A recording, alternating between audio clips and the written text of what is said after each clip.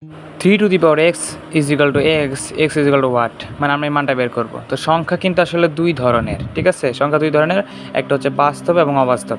এখন এটা অবাস্তব হবে কেন? কারণ এক্সের জায়গায় যদি আমরা +1 2 3 বসে, তাহলে এই এক্সের জায়গায় 3 9 27 আসবে, মানে এটা বাড়তেছে আর কি, এক কথায় অনেক বেশি করে। এখন যদি -1 -2 -3 বসে এক্সের জায়গায়, তাহলে 0.33 0.11 0.037 আসবে অ্যান্সার হিসেবে, এবং এটা 0 দিকে যেতে থাকবে, মানে কমতেছে আর এটা বাড়তেছে। কিন্তু এক কথায় এই দুইটা আসলে আর সেম হচ্ছে না। তো সেম না হলে আমাদেরকে কমপ্লেক্সভাবেই চিন্তা করতে হবে। তো আমরা এখন কী করবো? লগারিদম দিয়ে করবো। লগারিদম আমরা জাস্ট লন আনবো, লন এখানে লন আনবো এবং এখানে লন বসাবো। তাহলে যে এক্স, এই এক্সটা এই ছেড়ে চলে আসবে, এই আমরা নিয়মটা জানি। দুই পাশে এক্স দিয়ে ভাগ করবো এবং এক্সকে কাটাকাটি করবো, আর এখানে তো আছে। তো এই লন 3 এখানে, আর এই এক্সপ্রেশনটা এই জায়গায়।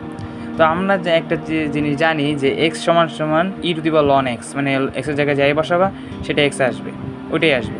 বিশেষ না হলে ক্যালকুলেটার যে কোনো একটা মান বসে দেখতে পারো। তো এক্সের জায়গায় e⁻ln x লিখলাম, আর ln 3 এভাবে আছে।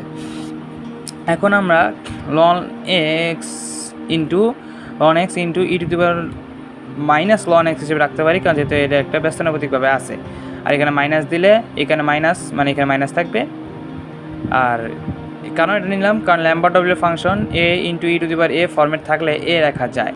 এখানে দেখুন -ln x নিয়েছি আমরা, কেন? কারণ ডব্লিউ ফাংশন দিলে এই -ln xটা a হিসেবে আসে, এখানেও a হিসেবে আসে।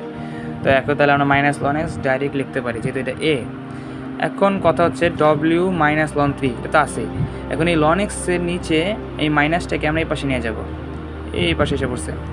তো এখানে আমরা ই পাওয়ার নিব এবং এই পাশে আমরা ই পাওয়ার নিব, এই পাশে আমরা ই পাওয়ার নিব, এটা তো ঠিক আছে।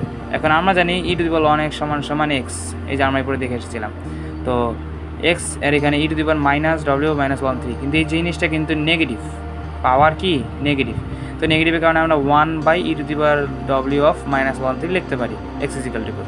তো আমরা উত্তর কিন্তু পেয়ে গেছি, বাট এটা no real numbers for solutions, মানে এটা কোনো বাস্তব সংখ্যায় কোনো উত্তর নেই। কেন? কারণ এটা অবাস্তব সংখ্যা, কমপ্লেক্স নাম্বার। তো এটা কিন্তু MIT হার্ভার্ড ইউনিভার্সিটি